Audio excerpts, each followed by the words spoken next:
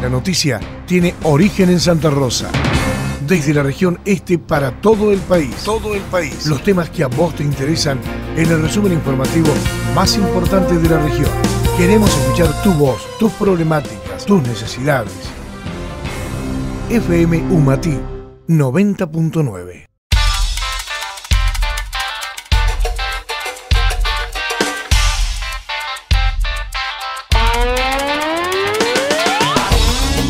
Teatro Odeón en Buenos Aires para transmitir una obra musical. El 20 empiezan a surgir las primeras radios porteñas.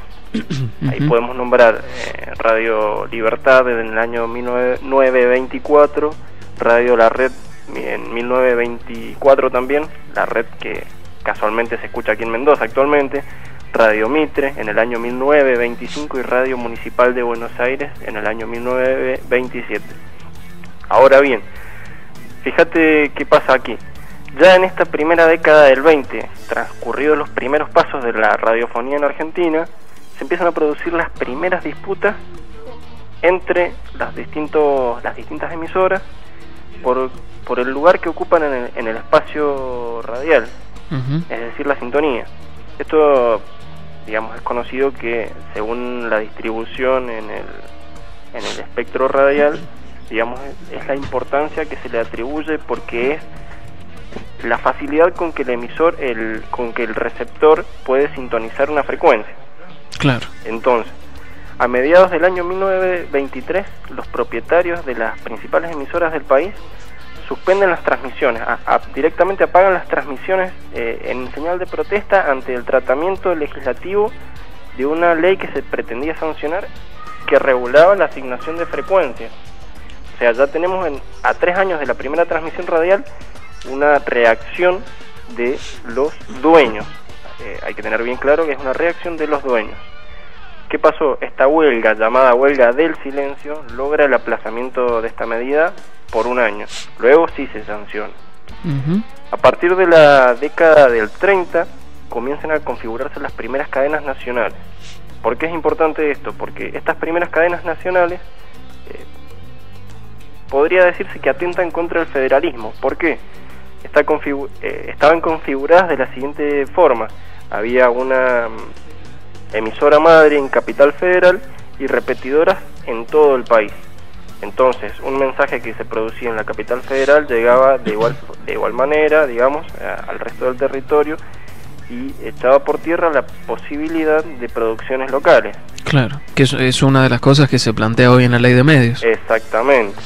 Como para dar un pequeño ejemplo, la Radio Belgrano, que también es conocida actualmente, forma una cadena denominada Primer Cadena Argentina de Broadcasting en el año 36.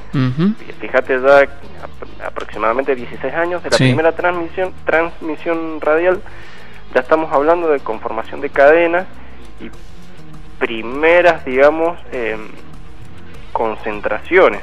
Claro, de monopolios, digamos, de la información. Exactamente. Recordemos la importancia para contextualizar bien este hecho, sí, que en este momento, digamos, 1936, 1920, 1930, 1940, la posibilidad de comunicación entre las distintas personas y a nivel social es muy importante en cuanto al rol que juega la radio. El teléfono no estaba muy difundido, la prensa gráfica estaba limitada para los que podían pagarla y para los que sabían leer. Entonces la radio es un medio prácticamente universal que llega a casi masivo, toda la población. Entonces es importante destacar esto. Ahora bien, en el año 1955 la radio cumple un papel indispensable cuando se produce el derrocamiento del presidente Juan Domingo Perón. ¿Por qué? Si nosotros decimos que tenemos una serie de transmisión en cadena, en las provincias, digamos, los golpistas habían tomado el control, pero si recibían los mensajes desde la capital, era indispensable controlar las radios desde la capital.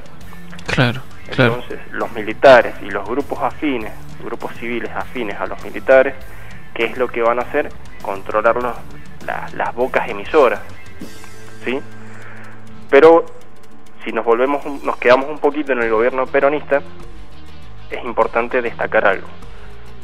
A lo largo del primer y segundo gobierno de Perón, a partir del año 1943, 44 en adelante, el régimen peronista se apropia, digamos, capta la importancia de los medios de difusión, en este caso fundamental la radio, se apropia de una gran cantidad de emisoras y las distribuye a los amigos del gobierno o a grupos afines, grupos privados pero afines. Claro. El gobierno peronista tiene la característica de ser el primer gobierno elegido, el primer gobierno democrático elegido popularmente, gobierno constitucional, el primer gobierno, decía, en sancionar una ley bajo este contexto, un gobierno democrático. Esta fue la única ley sancionada bajo gobierno democrático hasta el 2009.